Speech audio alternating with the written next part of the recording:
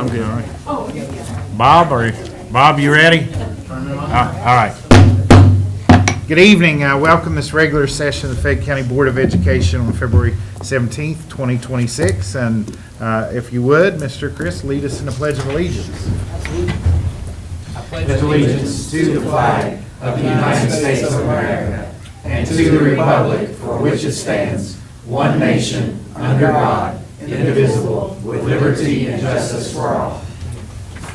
Thank you, Mr. Chris. Thank you, board members. Let the record reflect we have 4 board members present, with Coach Ray not being with us this evening.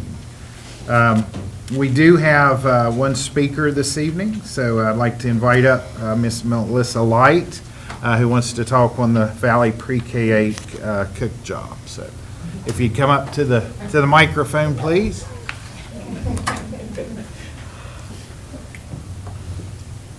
Hello. Good evening. I was coming up for the posting that came down January the 30th for the Valley job. It was posted for a 25-26 service. It's a cook. But the minutes that for today shows that the job will be for the 2026-27 school year. So that leaves us down one cook. The lady that bid on it doesn't want to leave her school, I'm assuming. And so now we're down a cook, and I think what was told is that they were planning on getting a sub, and I don't know if you all know, so we have one cook off with workers' comp. We don't know when she's coming back. She just had knee surgery. We have the other position's already gone. The sub that's in that position can only work 11 days. Today was her last day. So tomorrow when we go in, we have 4 cooks. Pam is 70. I love her. She does great. I don't know how long she would stay. And then Leanne Saul, we're good friends. She bid on this job. I don't know if she even made the list, but she used to work for you guys. She worked up here. She moved, so now she is a Kanawha County cook. She's 6 minutes from Valley. I know she bid on the job. Don't know if she made the list. Miss and- Light, we may need to not discuss specific personnel names. Oh, okay. Okay, you can refer to a position. Okay. But just not specific. Okay, well, she's a sub. She used to work. She was sub, then full-time. So She you have left. some sub-positions? Yes. Okay. Now she's a Kanawha County cook. Okay. She bid on it, and I think somebody told, can I say my union rep? Somebody talked to my union rep today, and they told them that they were going to see if she could get back on the sub list and then work the rest of the year. She's a full-time employee. I don't think they realize that. She's not going to leave her full-time job for a sub job, because she did bid on a full-time job that was posted. I don't know, my understanding, I didn't have very long to look up the information, but my understanding is if you post a job, you can change it when it's posted, but once it comes down, I don't think you're allowed to change it according to, it violates section 18A-4-8B in the service personnel job.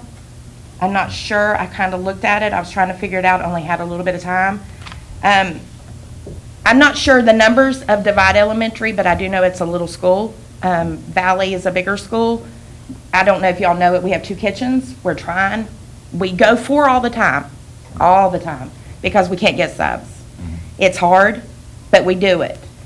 We cannot do 3. It's like, because if somebody took off, you're down to 3 cooks. That's a lot on 3 people. That's one, I don't know if you know it, but our one kitchen, we do kindergarten through 4th and 1 lunch. As we're at the same time, we're up there at the other kitchen, the other 2 people, they're up there doing 5th and 6th, plus our pre-K, plus our AU rooms for the first lunch. Then the second lunch, we all go back up there and we all do our second lunch. But it'd be hard, and we can't get subs at Valley. We go 4 all the time. If the lady that bid on this job doesn't want it, then, I mean, I think she should rescind the job, because let's say she bids on another job, because she's not from down at the Valley, so is she going to drive to the Valley? I don't know. And if another job comes up on the mountain, of course she's gonna bid on it. Do we save that job for her too and then Post Valley again? 1 minute left. Okay, I'm just trying to figure out how that works. I wish y'all would consider it. If she doesn't want it, then she could rescind it and maybe go on to the next person. If they don't want it, I do know there is certain people that do want this job. And it has nothing to do with, I talk to her every once in a while. It's just that we need somebody.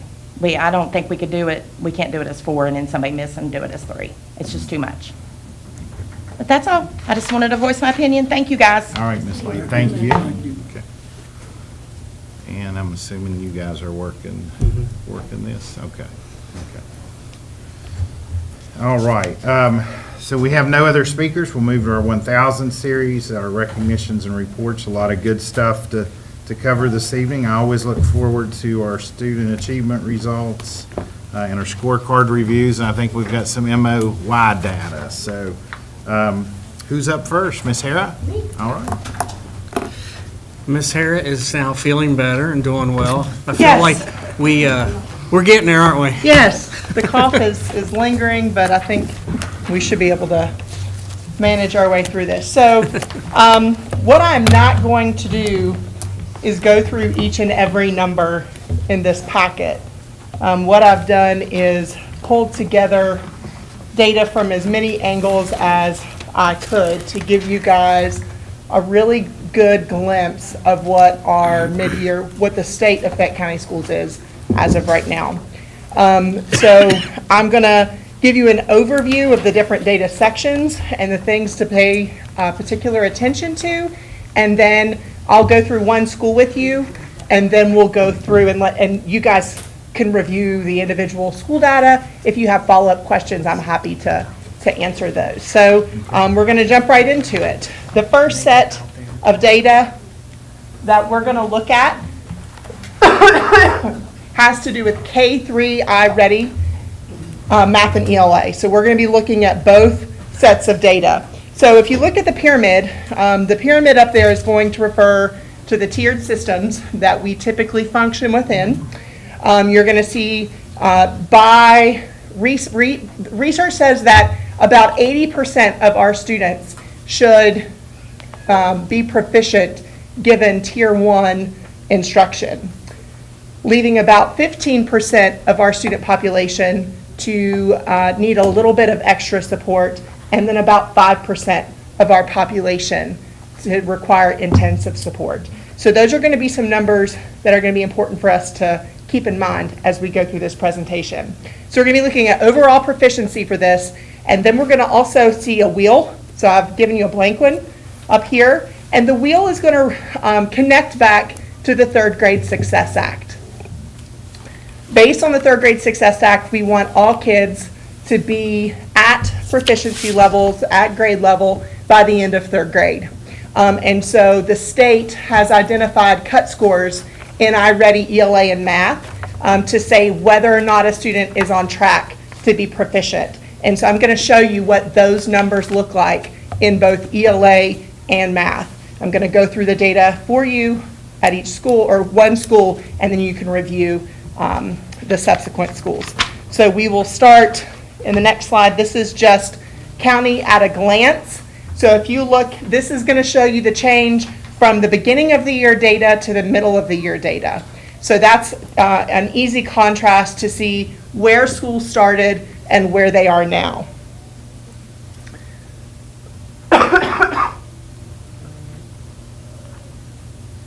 Then we're going to get into the dashboard for each school. So on the left, you're going to see ELA proficiency, and on the right, you'll see math proficiency.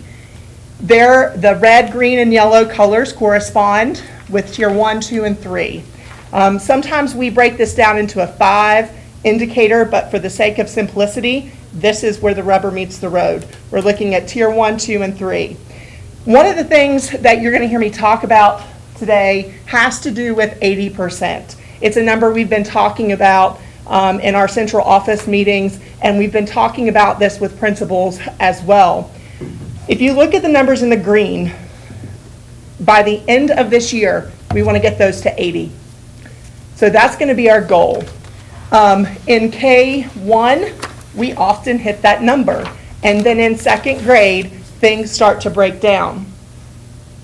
And then if you look, so you can review that data for ELA and math, tier 1, 2, and 3. Again, by the end of the year, we would want that to look like about 80%, 15%, and 5%. Okay? At the bottom, you're going to see wheels that show the percentage of students that are below the cut scores for the Third Grade Success Act. And again, that same trend holds.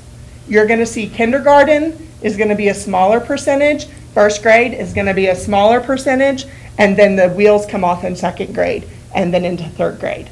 And so that's been something that we've been talking about a lot. And I'm going to tell you a couple of things that we're going to do and some things we have in the works to address this data. Because, this is the first time that we're presenting it to you in this way. Again, it's in alignment with the Third Grade Success Act. And so we're going to follow up and come back to this. We're going to see these numbers improve. So then as you flip through, you can look at the data for each individual subsequent school. It provides you with a really good, solid Third Grade Success Act dashboard.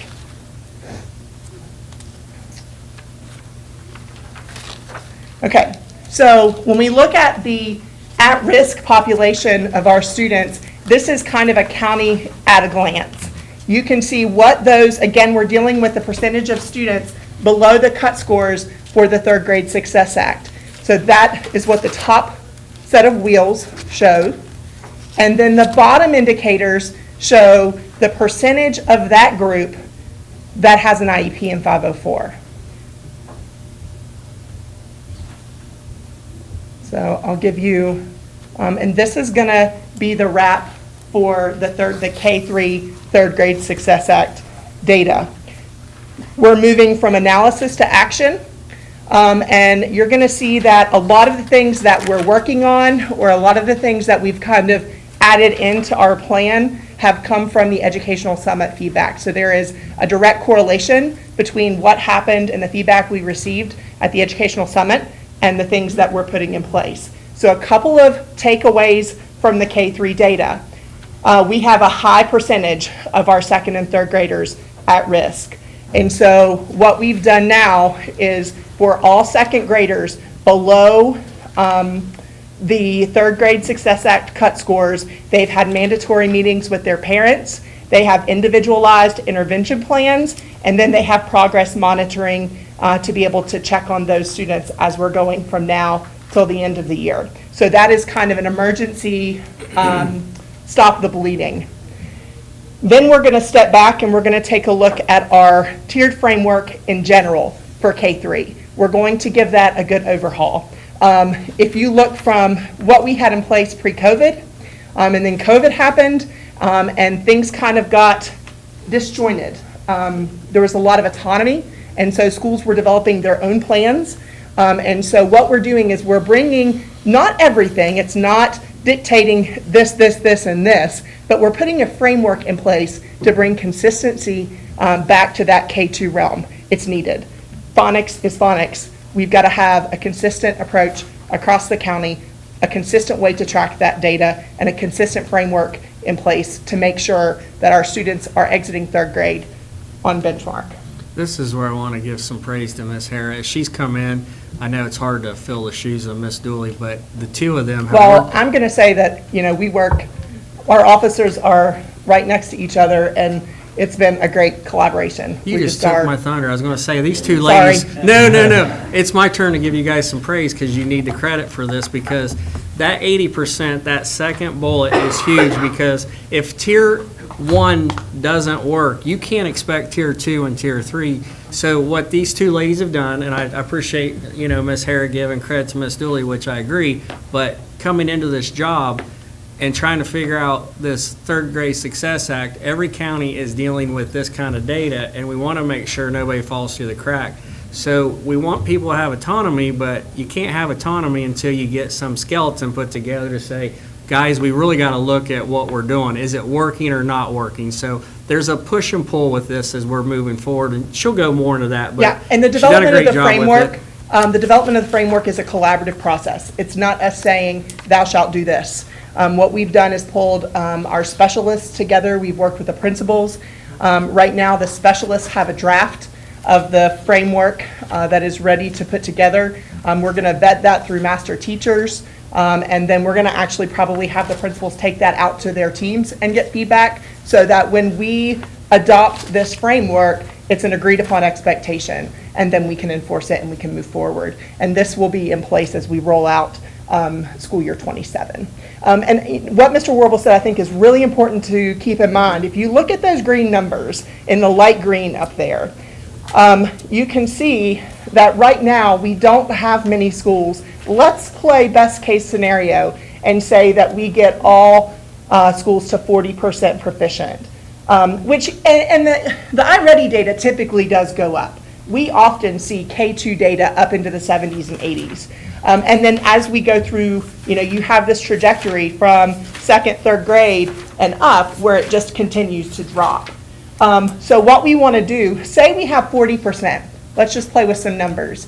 So if you have 40% of your students at proficiency level, then that means that your tier 2 intervention has to recoup 60% of the students. And our intervention systems can't handle that. It's not what it's meant to do. So what we do, the plan is to go back and revamp tier 1.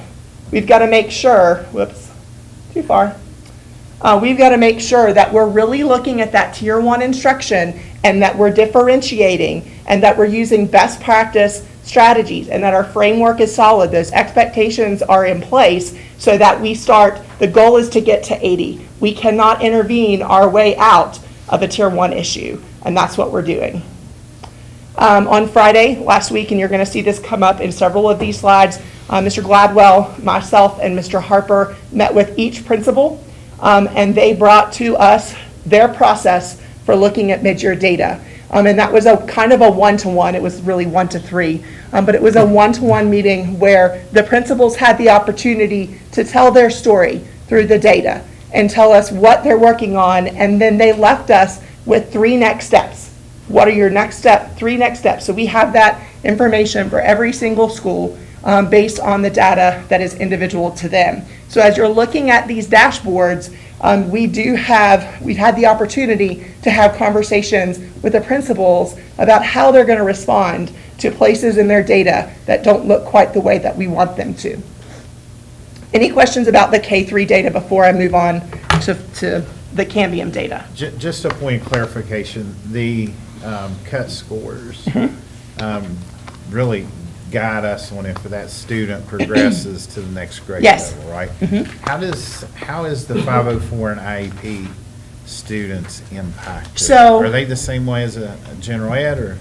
So under the Third Grade Success Act, there are provisions for students with IEPs. When we get to third grade, because this year's second grade cohort under the Third Grade Success Act will be at risk of retention in the third grade. And so say we have students that get to third grade. Now, as we go through this, and as we have really strong intervention plans in place, and Mr. Gladwell has come on board, and we are really looking at special ed data, you're going to see that pop up all throughout this presentation, so that we can look at those students and we're intervening. We're offering summer school opportunities, and we're giving after-school tutoring opportunities for students. That's all part of the Third Grade Success Act. But let's say that by the end of third grade, the student's still not there, and the student has an IEP. There are a whole list of exemptions, and then a good cause exemption that Ms. Dooley and I,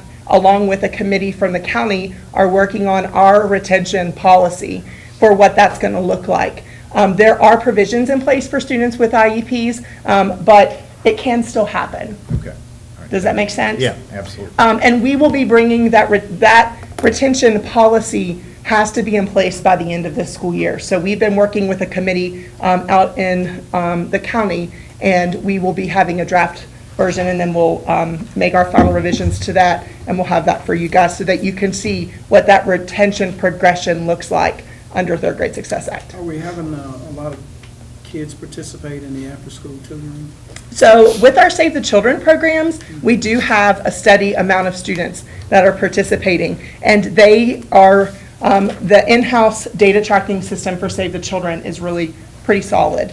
And so we're going to be able to see how effective those systems are. Save the Children actually has an embedded phonics program that is really good.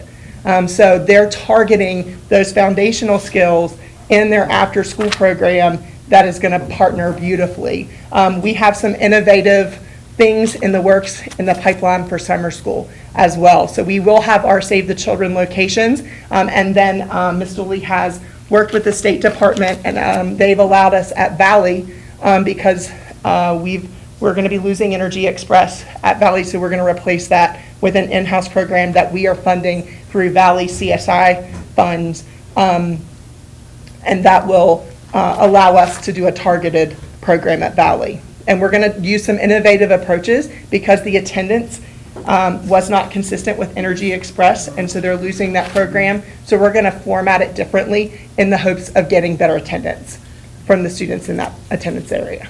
So are we going to be able to open up for those schools that do not have an after-school program or a summer program, the opportunity to attend another campus so Yes. that they can have that? Yeah. Yes. Yeah. Not only do we have to, it's needed, Yes. period. Well, It's needed. You've heard me complain about this for years in some of our schools that we've not offered that. It's So- really not fair to those students that have that need. Under the Third Grade Success Act, there's a second opportunity at the GSA assessment. So they'll take it in May, and then they'll attend summer school, and then they get a second go at it for the students that are at risk for retention. Again, the State Department is still ironing out what that timeline looks like for that assessment. We've not had any guidance on what that timeframe is going to look like, and that's going to be pivotal for us to set our retention timelines. We have to have that first because there are some things that we have to build around. Melissa, Yes. I was holding this for later, but I'll share it with you that at the meeting with West Virginia Extension, get my hands on that. We were talking about, since we lost Energy Express, WVU cut out of their 120 Energy Express sites that they had in West Virginia, they cut down to 80.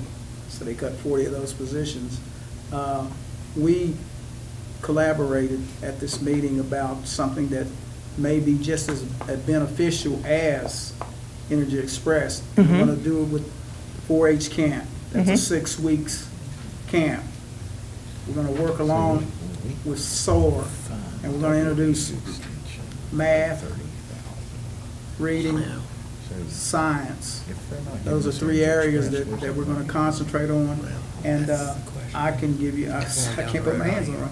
I can give you more detail as to how we're going to do it. They're talking about hiring a educational advisor to pretty much handle all the educational aspects of that, as well as having an ambassador to make sure that we're addressing the literacy areas, the math and science. And I think those will be able, because they usually get anywhere from 50 to 60, 70 Absolutely. kids, sometimes more. So if we can pull this off and get that program up and running, that should help us a little bit too. Absolutely. Okay.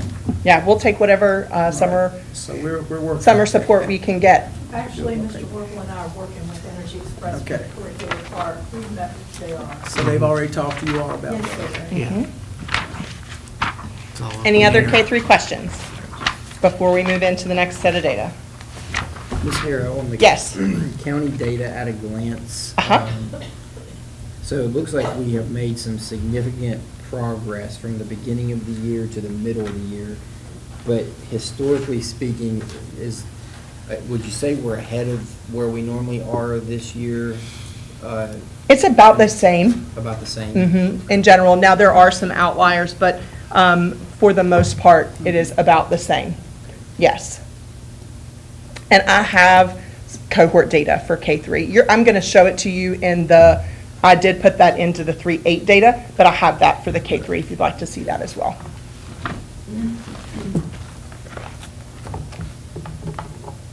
And, the thing that we have to think about is that we have, if we get to, say 60% or 50% by the end of the year, those typically are numbers that we're like, okay.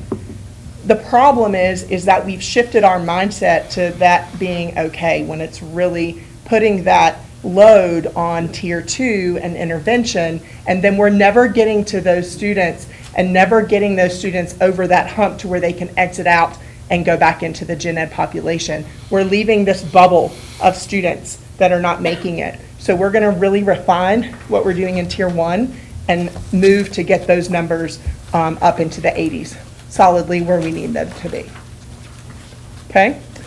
Okay, so we're going to move into Cambium data. So this is benchmark 2 in Cambium. This is the same type of assessment that the students will take at the end of the school year. Just so you're aware of how our framework was set up this year, the students were required to take iReady Math in December and then ELA in Cambium. So when we get into the math data for Cambium, which we're going to start with ELA, I just want to put a disclaimer that that was not, most schools chose to give it anyways, but it was not a required assessment. iReady Math was the required assessment, and that data is in here too. So as we look at this data, we're going to be looking primarily at, we're going to look at it in 3 ways. We're going to look at cohort data, because that's how we look at 5%.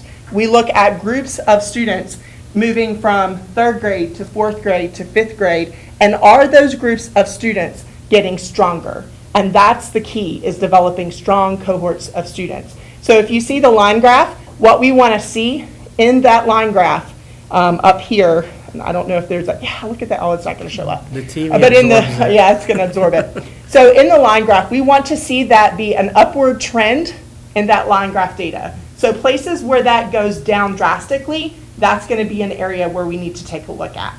The second piece that we're going to have on the dashboard will be proficiency data.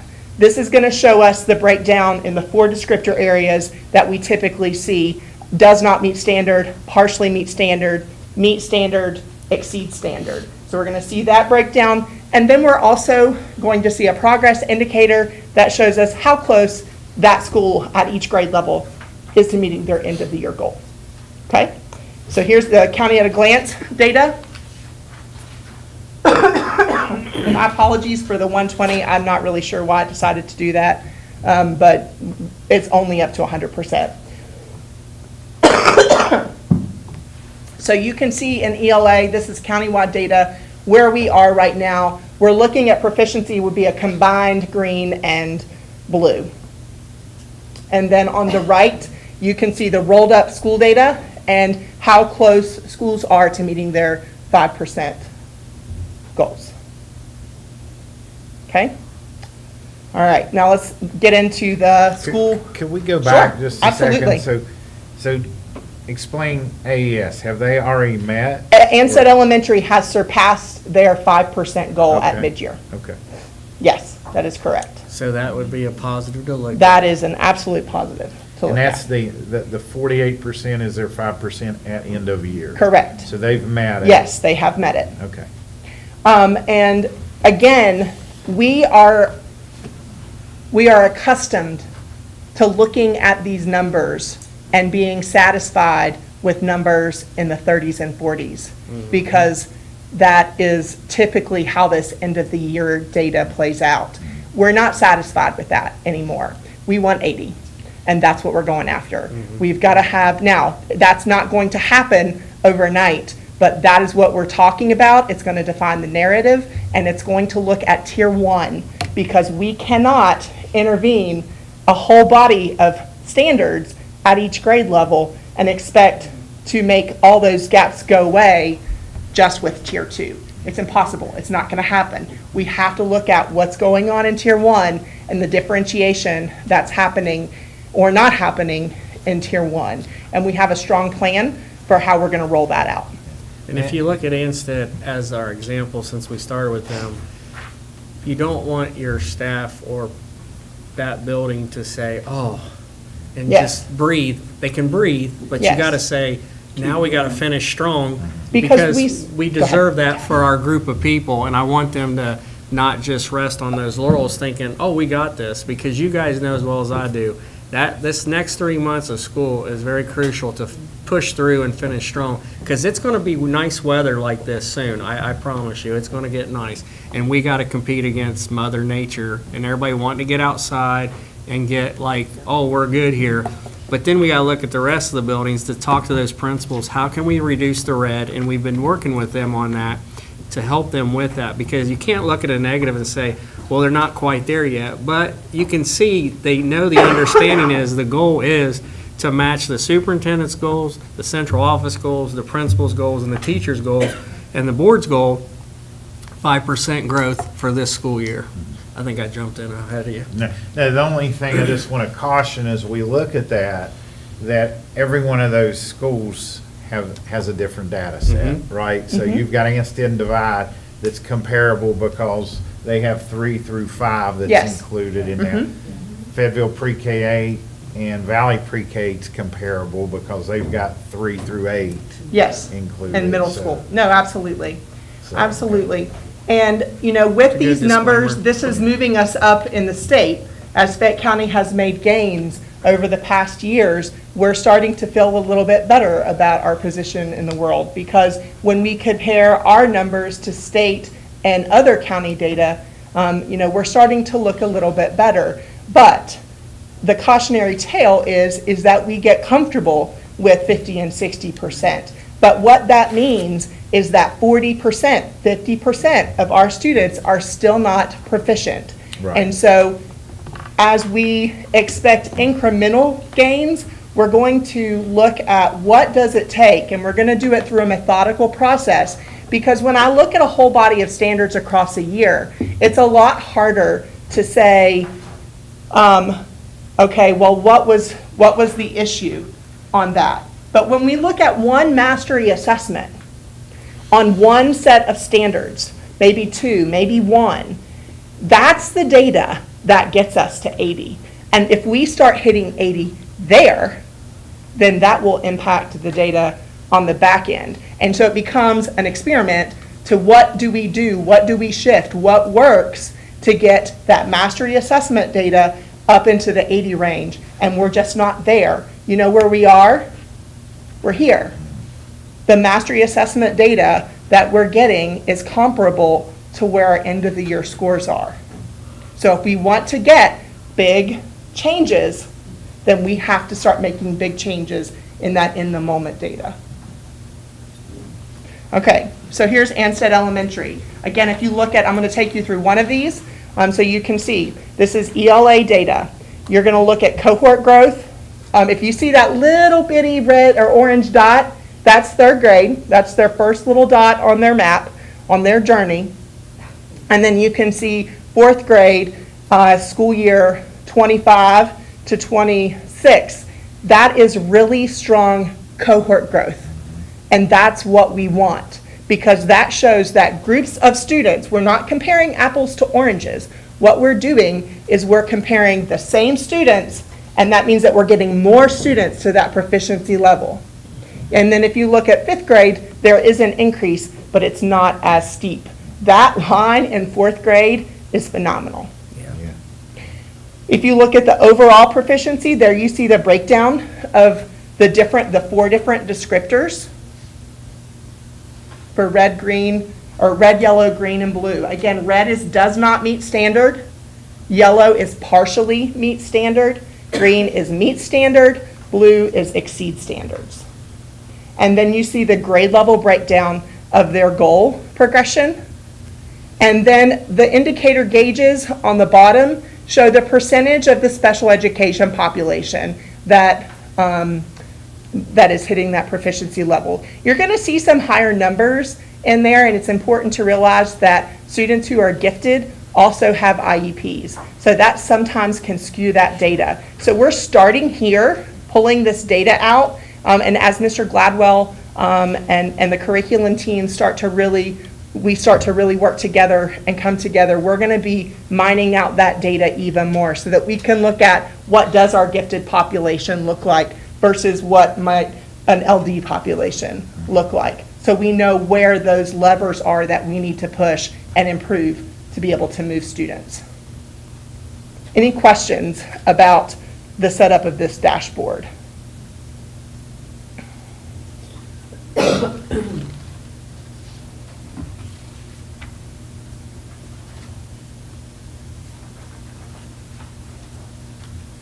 So, and I know that we looked at Anstead, but Anstead's a very low population. Yes. What is Sure. our New River Intermediates and Oak Hill Absolutely. Middle? All right, so What are let's we look looking here. at? There you So go. here's New River Intermediate. And I think it's important to take a look at, one of the things that we have to keep in mind for third grade, the students at the beginning of the year this year in third grade did not take Cambium. And that's not good or bad. Like, that's just the way that the Third Grade Success Act requires that screener, and so we don't want to test kids too much. And so it's a delicate balance between assessments, and we kind of have to pick and choose. This would have been the first exposure to that full assessment to the third graders. This would have been the first time they've seen that. So if we see a drop in that starting third grade data point, it's just an exposure issue, that they have not been exposed to the test platform and navigating the test platform.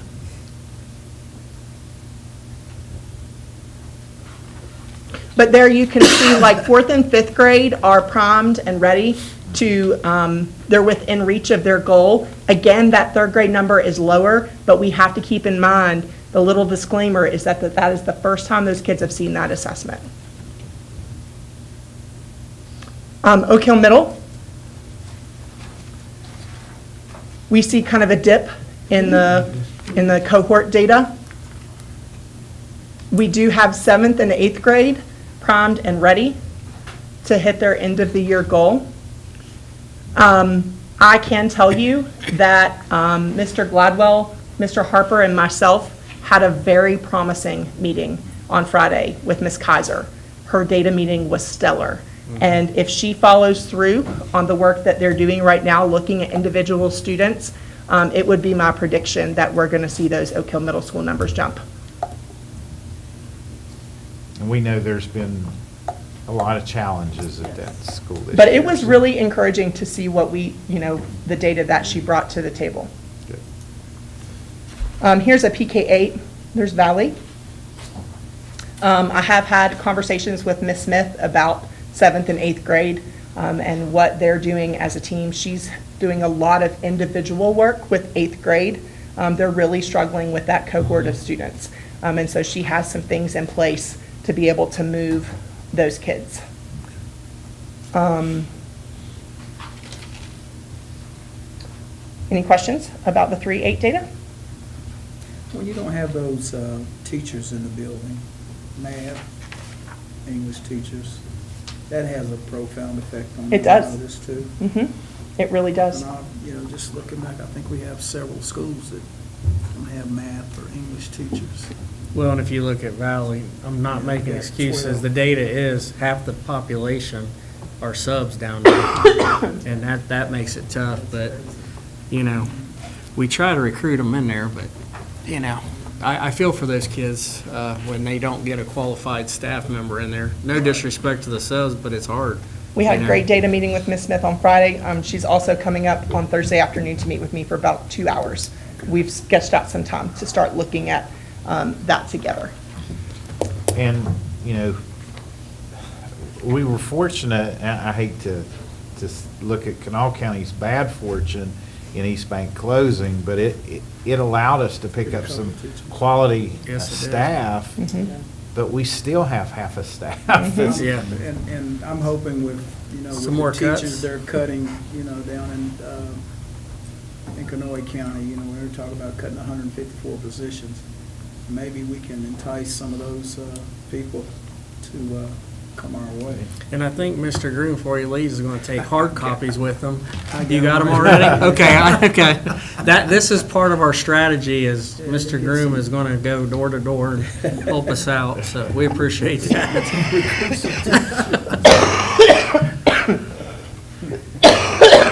A place where we can really move our ELA data is the writing.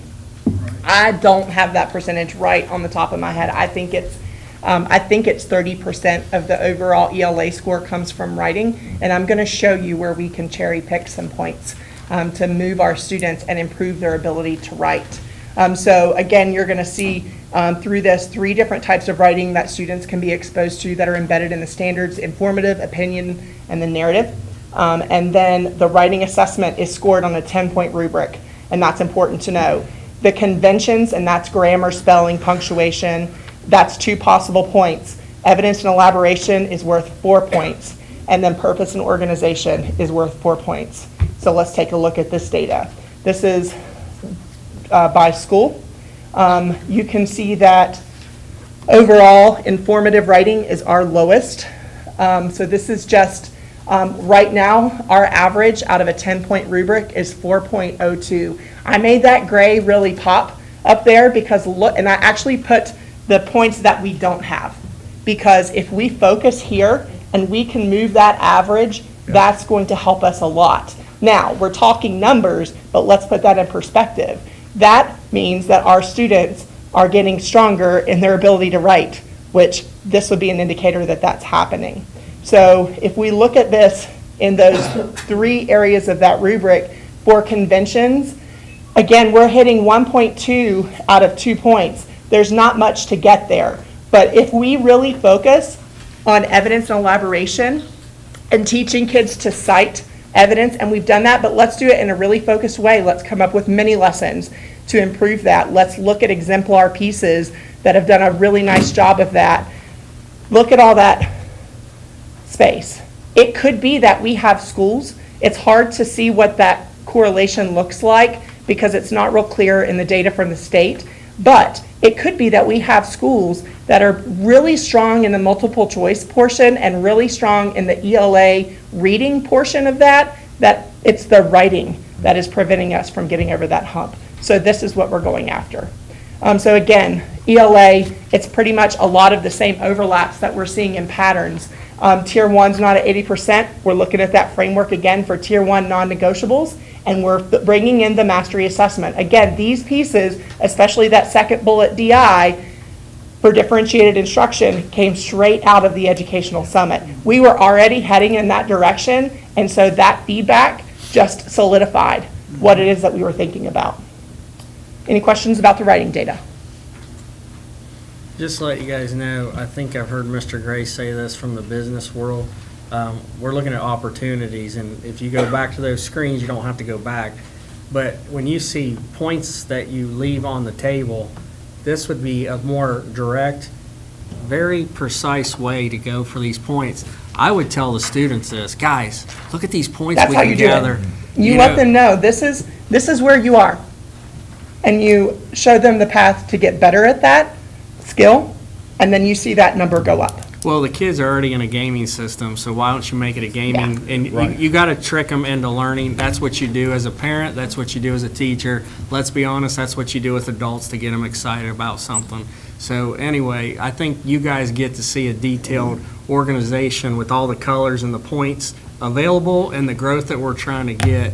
I think we have a real good shot at making some growth. We just got to make sure people understand.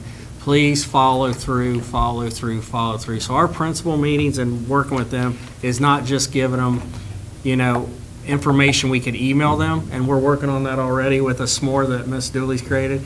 We want them to be purposeful with reducing the red. That's our main focus. If we reduce the red, we're going to see at least 5% growth. To get into the math data, obviously we know that math is our bigger area of need than ELA. So if we look at this, there's our overall county at a glance data. Again, the same thing as ELA, you have progress towards their goal. This one looks a little bit different because, again, as I told you before, iReady was the mandatory assessment. So there you have that 3-tiered system from iReady. So you see the green is proficient, and then tier 2 is in yellow, and red is going to show you tier 3, kids that need intensive support. And then I've also partnered that with the Cambium data that's available from that school. So if you look through there, you're going to see goal progress towards their end of the year on the bottom left. It's that same data from ELA. And so if you scroll through, here's, say this is, again, a different size school. There's Fayetteville's data. You're going to notice in the math data, and this is not something to be too panicked about, the distance between where they are now and the end of the year goal in math is typically a bigger gap. And, you know, the nature of math is that those skills stack. And so reading, I can be a pretty proficient reader and get farther along. But if we haven't really covered geometry yet, and there are a lot of geometry questions on there, even if I as a teacher have brought in some of that geometry, it's still not solidified. So that's why that gap is bigger between where they are now and the end of the year goal.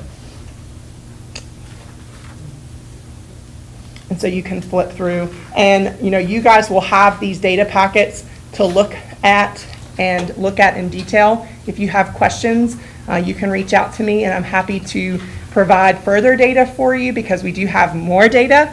You can really get lost in it if you're not careful. But what we've tried to do is present the data in a way that shows the places that we can attain the most growth. And right now, this is not a place to really, we're not at a place where we're going, woohoo, we've made it. What we're at right now is we have another 3 months of instruction before we hit testing, maybe 2. I know we're about midway through February now. But again, in math, it's that non-negotiables, mastery assessments, differentiated instruction, increase the use of the CRA model, and that just means getting manipulatives into kids' hands as they're thinking through math, teaching them how to model and use visual representations of the math, and that strengthens their understanding. And again, we looked at this data with the principals in detail, and we know Mr. Harper and myself, Mr. Gladwell, we know what their 3 next steps up are to follow up so that as we're out in schools, we're following up with them as well. Here's our SAT data for high schools, ELA and math. So we're going to look at this in 2 ways, from BOY to MOY, change in proficiency, and then their progress towards goals. So this is what Meadowbridge looks like. You can see BOY to MOY, and at the bottom on the graph, you're going to see their goal progression.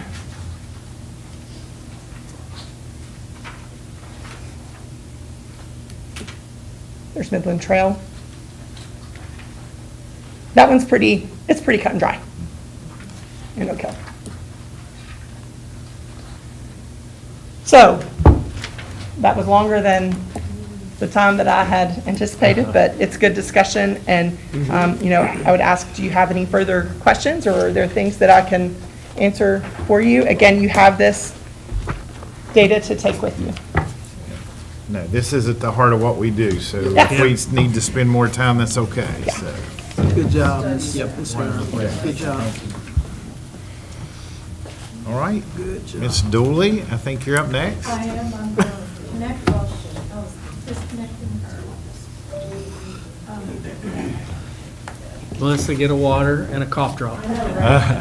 I can tell you're just, Dry. but report to work tomorrow.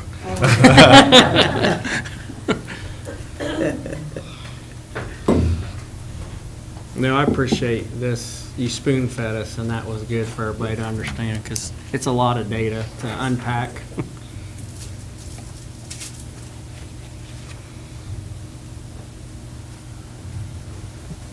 And so here we are at January. Yeah. Bob, could you dim ours? Thanks, bud.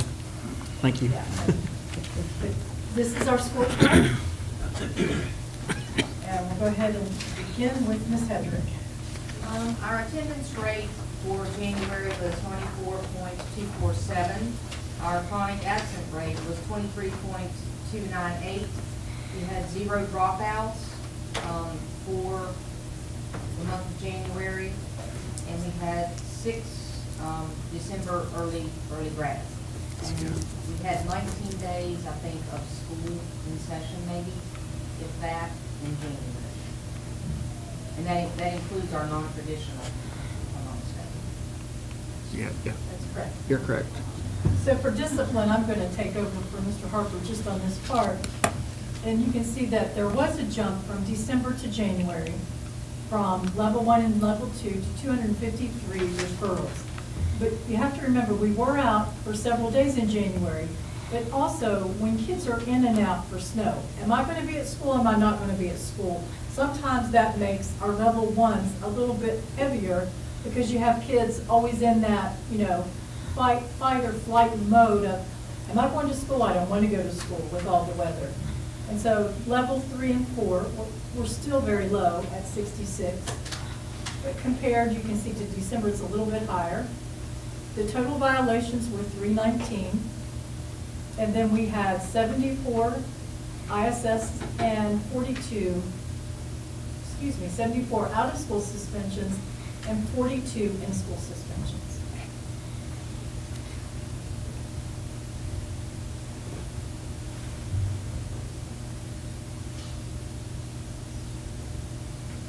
That would be me. Sorry. I'm not gonna spend a whole lot of time detailing those benchmark numbers. We just spent a lot of time going through that. So, again, you're gonna see those numbers.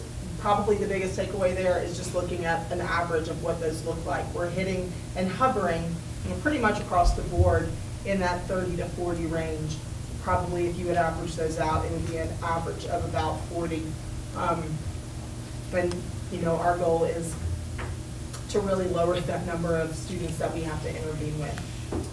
Our dual credit classes have maintained their numbers, along with AP. We did not have any additional promise scholars this time because the SAT was not given in January, so there'll be another round in February, so we'll see what that looks like in March when we revisit this.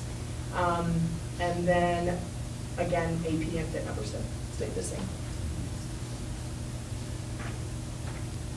So our total enrollment increased by 18 in January to 5,094. Students with IEPs increased by 29 to 1,217. So that makes up 24% of our student population with IEPs. Our homeschool numbers, we increased that to 503. Our Hope enrollments increased to 407. That number will change the way Hope has changed their policy with the new WEVIS ID number request form.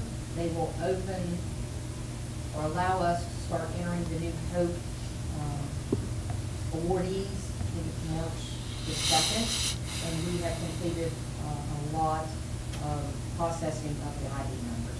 So I think our next, the next couple, we're going to see the increases. Our private school is at 192, and kind of along the lines with what Ms. Hedrick said, we now must put private school students into our WBEIS. In fact, they're in a whole little separate school of their own, so we are tracking those students. The number of transfers within the county were 11. Transfers out of the county were 133. And then transfer into the county, we had 4. And this was for second semester? Yes, sir, that's Okay. correct. Okay, our budget for the end of January stood at $156,364,926. Our revenues for the month of January were $14,991,476, and our expenditures were $17,674,801.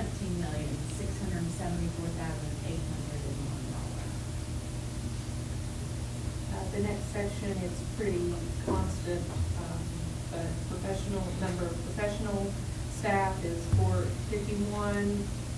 We posted an average of 41 professional vacancies. We had a 7% absentee rate for professionals. The number of active service is 321, which is up just a little bit from the previous month. 2 service positions and an average rate of absenteeism of 7.10. So, Ms. Dow, we've seen in professionals, we were staying in that 30, mid to high 30 range. Now we have jumped up. Any specific reasons behind that?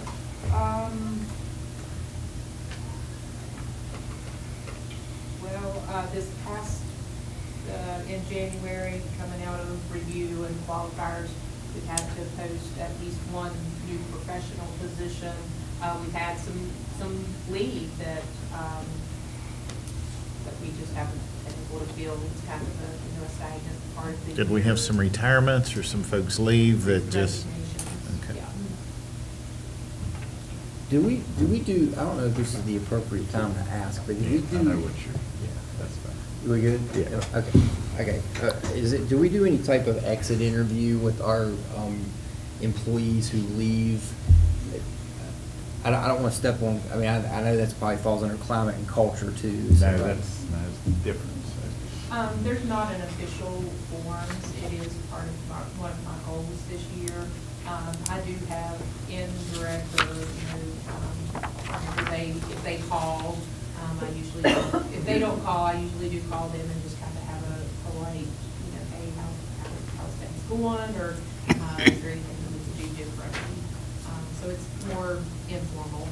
Yeah, Nothing documented. I think that would be interesting data, just, what percentage of our employees are leaving for a better job opportunity or, moving to a different state, or, you know what I mean? Just that breakdown, that'd be interesting to see. Yeah. And we just are giving the student climate and culture survey. They are going out right now. Mhm. And so we'll be so anxious next month to be able to look at that student number and see what that is like. Let me add one thing to that. Please. Real quick, with the student superintendent advisory, we had some seniors, well, we had 2 seniors and one who's not a senior represent each high school, and they put together a quick video to go out before the survey, and we designated a couple times of the day that they need to take the survey to get better results. So one of the things that the students worked on with us was, there was one question in there about feeling safe at school. They wanted to dial down into it a little bit more. What do you mean by safe at school? Because they'll say, yeah, we know the schools have safe school entrances. We know they lock it down. But they want to be more specific on more of the bullying incidences where they might not feel as safe. So we twisted that a little bit. So I'm anxious to see what that looks like. And then when those students report out to you in April, they're going to do a presentation for you all about all that, so you can hear the student voice point of view of their climate and culture as we move forward. That's just a little twist to it this school year. Good idea. We're also monitoring, I feel like we're monitoring the student piece a lot better this year, because I've seen some information from Kennedy, Kennedy Cochran, Moore. Kennedy Cochran, sorry, old habits. But Kennedy has been sending to the principals, hey, you've only got 3 kids that have taken this. Let's remember, this is when we agreed that the kids are going to take this survey. So I really feel that our internal team is doing a lot better of monitoring and getting the students to take the survey. And then we're at Pam. Yeah, so breakfast participation was at 43.33%, and lunch participation was at 58.94%.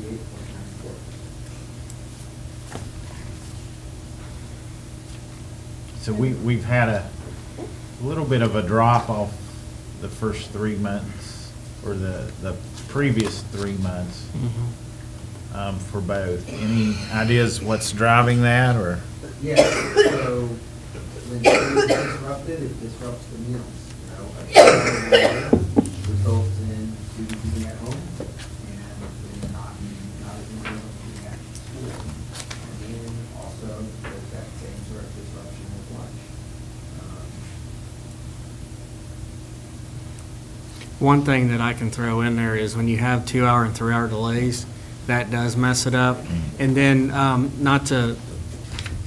Mr. Payton and I are kind of learning about water pressure at Meadow Bridge. So we delayed a lot at that school.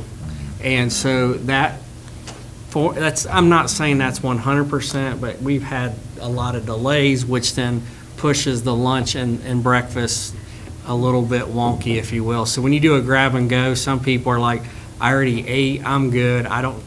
It's 100% participation, but at the end of the day, I think part of it is the delays that we've had, more than the cancellations, honestly. That makes sense.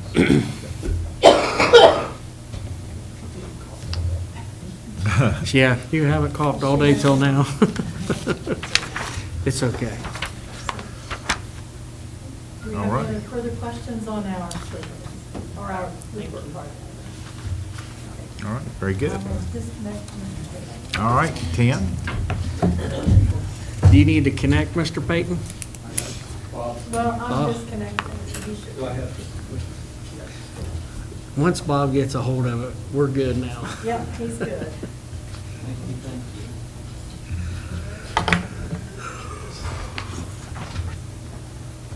Here's your copy.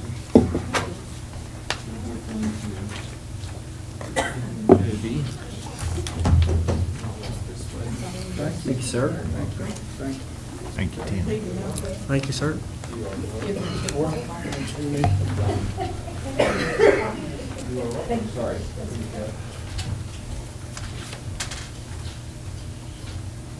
Okay, I will start off talking just a little bit about the water issue in Meadow Bridge. We have some good news. They've been able to maintain good levels over the last couple of days.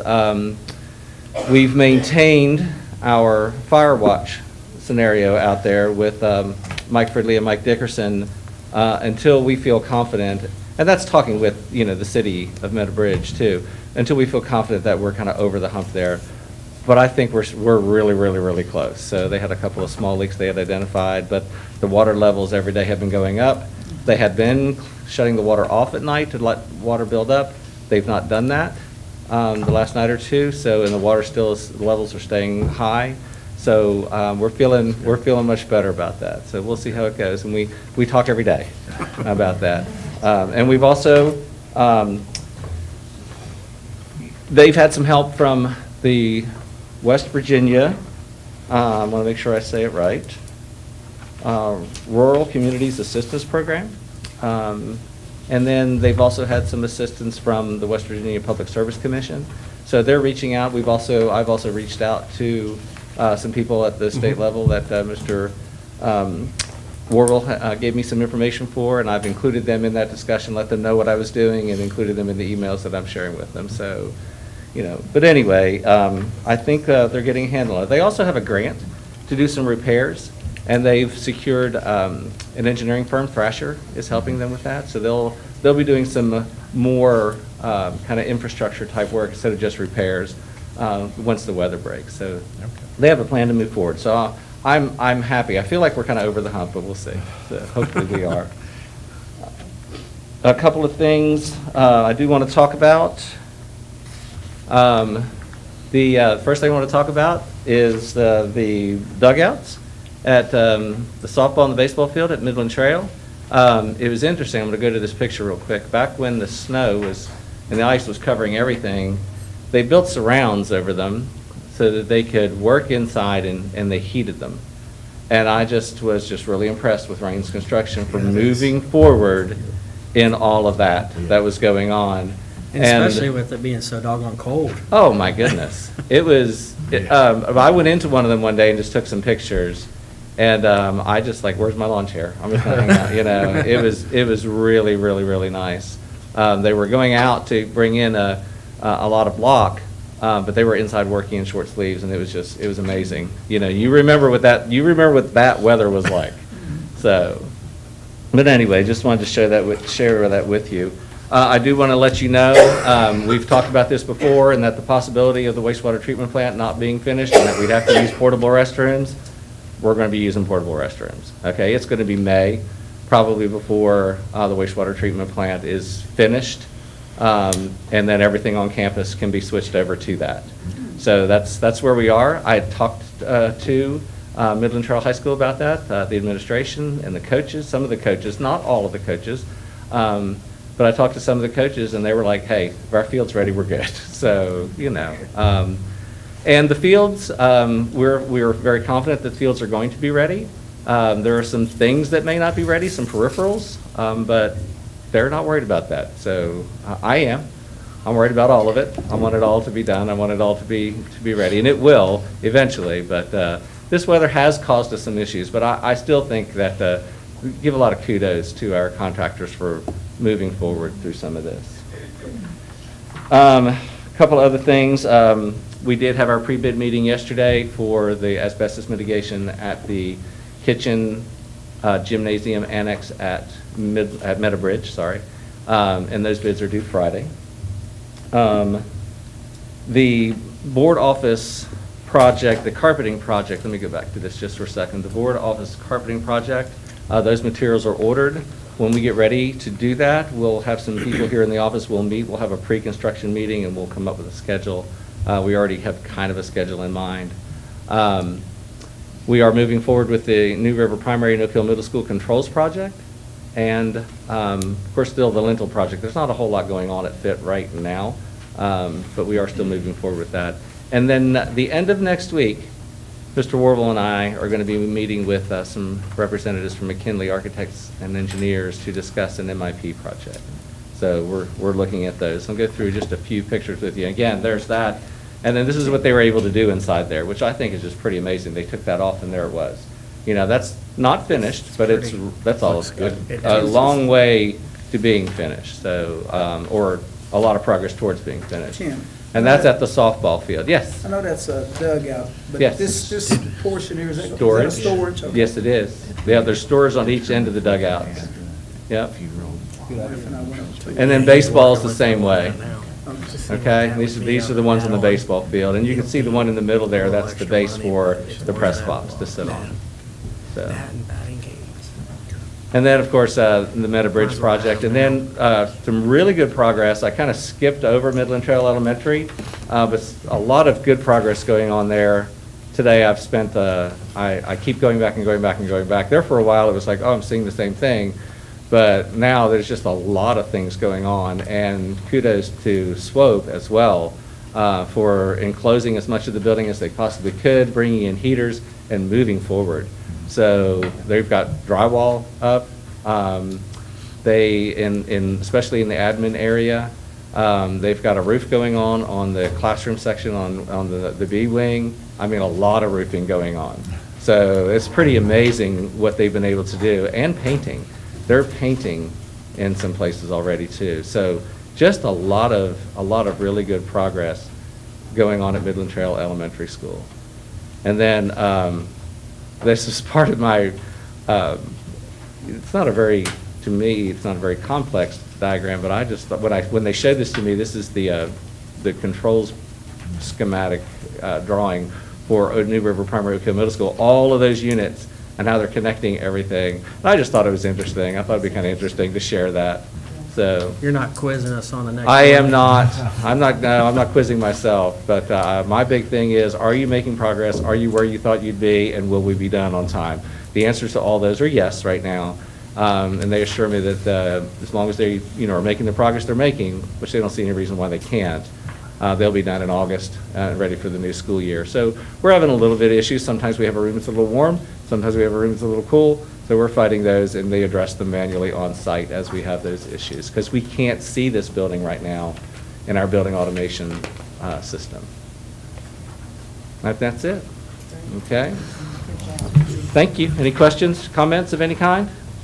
Well, I will say, Saturday, coming back from Morgantown, the wife and I toured the fields to do some, there were several guys up there, so we, they, outside, identified myself, they said, go ahead, and so I checked it all out.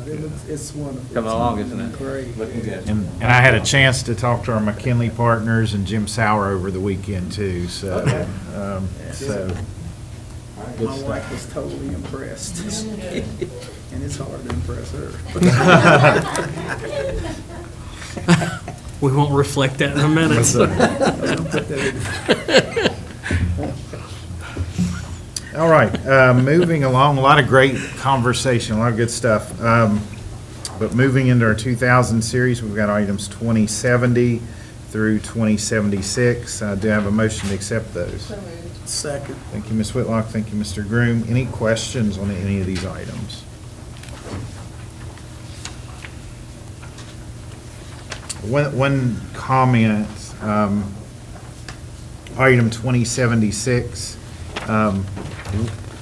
was a little different. We were approached by the prosecuting attorney that we needed a representative on the Community Criminal Justice Board, and Mr. Hogan said on that. I don't think as a board we have ever appointed anyone, but Mr. Celebrity said based on statute, we have to do that. So that's why you'll see that on here, Mr. Warfel. You'll be taking on that role if we approve that this evening, so.